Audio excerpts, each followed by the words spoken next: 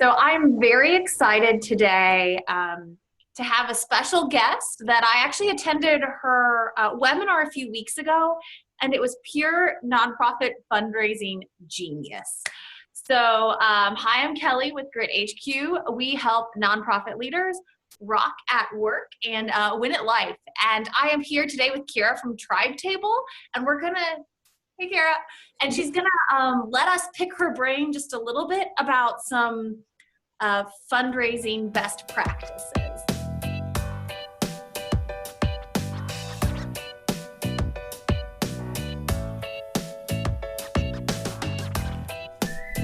Yeah, thank you for having me. This is going to be fun.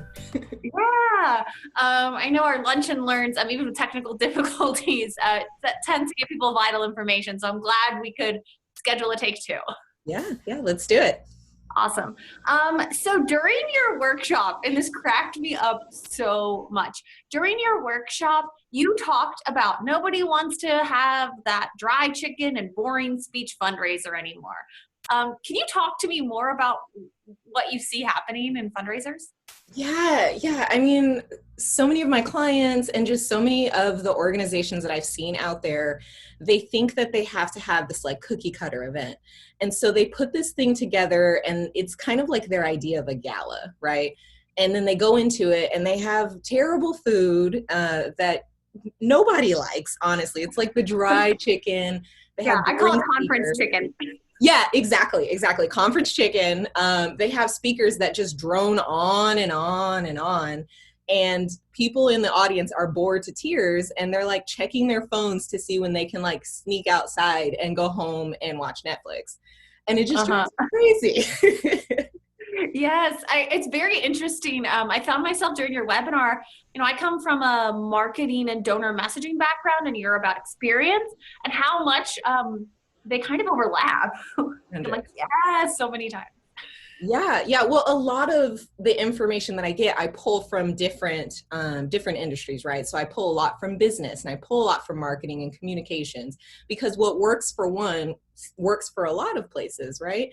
And I really do feel like nonprofits should be open to kind of exploring what other industries are doing and getting that knowledge and applying it to themselves. Yeah. Why do you think nonprofit fundraisers kind of look cookie cutter? Like, how is that happen? Why is that happening? Yeah, honestly, I think it's because people are scared. So they think that, there's one way to be successful and they have to do it that way that they heard about, or else it's just not going to work and they're just going to waste a bunch of money, right? But then the model that they're following is at least 20 years old. And maybe it worked for like a certain group of people in a certain time, but it doesn't work for them and their tribe. And so I think a lot of people do that just out of fear of doing the wrong thing or fear of wasting money, which is really sad because they end up wasting money.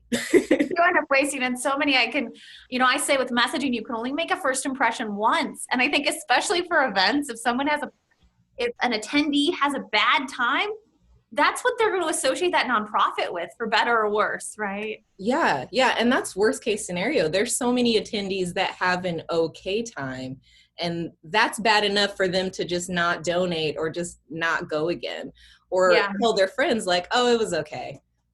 Like that's not what you want. Right. You want like, this is the best experience ever.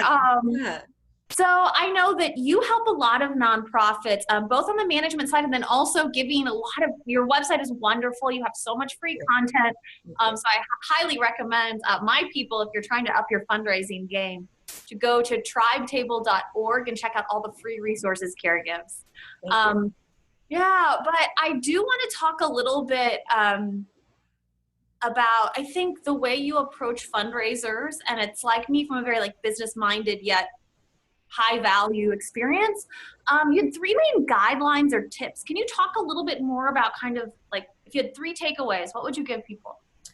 Yeah, I think the big takeaways, the first one is that any event can be successful. So you really just have to get to know your people and give them exactly what they want. But you don't have to have that super stereotypical cookie cutter gala.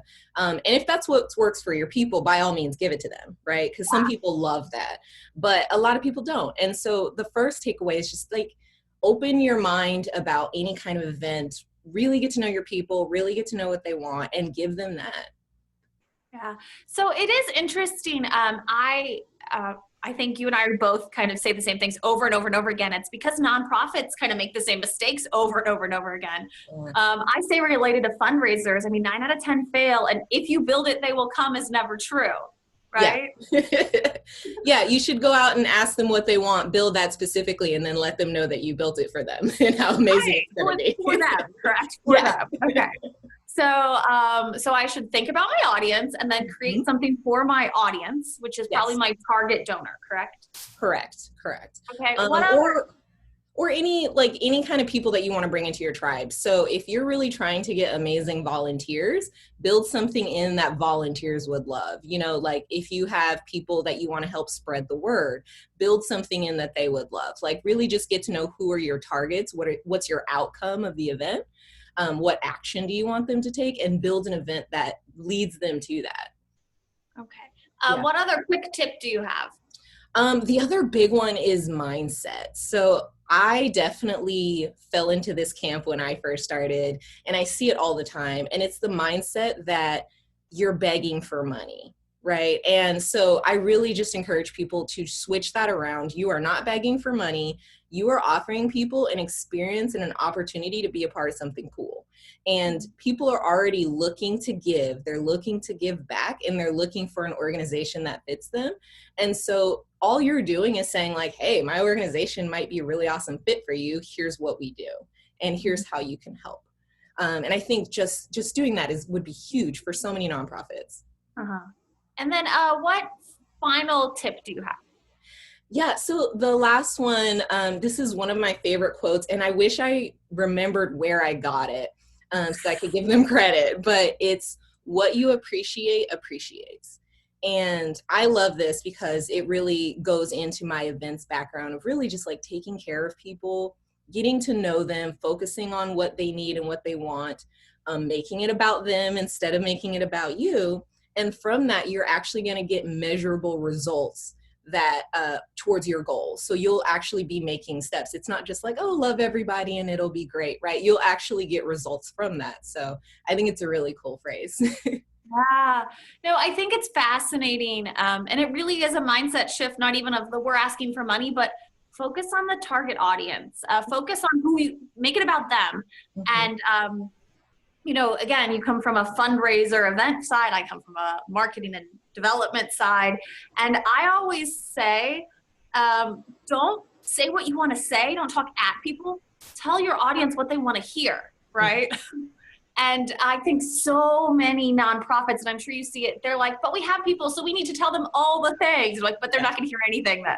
Yeah, they don't want to know all the things. They want to know the one cool thing that they're already listening for, and how they can get involved and how they can feel awesome about what they did. Like, yeah, and then you probably need to repeat that at least 7 times in different ways throughout your event, right? Totally. Yeah. Well, I am a big fan of yours.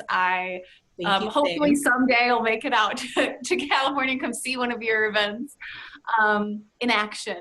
Yeah. But I know for a lot of the people following Grid HQ and your nonprofit Digital BFF, they're probably curious about like, how can I get more information? I'm doing a fundraiser. I need help. How do they find you? Yeah, so you should definitely look at tribetable.org. That's where I hang out. That's where all my best stuff is. And I'm really trying to put stuff on there that really helped me in the beginning. And also it's the exact stuff I do with my clients. So it's not like filler kind of stuff. It's like real stuff that I've tested and I know works. So if you're looking for more advice, definitely hit up tribetable.org. Well, thank you very much for your time today for this lunch and learn. And I know I'm sure we're going to get a lot of wonderful comments about, if I could just like shake people and be like, stop talking, stop serving chicken, take risks, right? Like, I hope that they at least go away with that. But yeah. Thank you very much. Don't have chicken at the next one. Don't have chicken. Don't have chicken. No, thank you for your time. And again, make sure to check out Kara at tribetable.org. That's .org to get all the information about how to make your next nonprofit fundraiser awesome.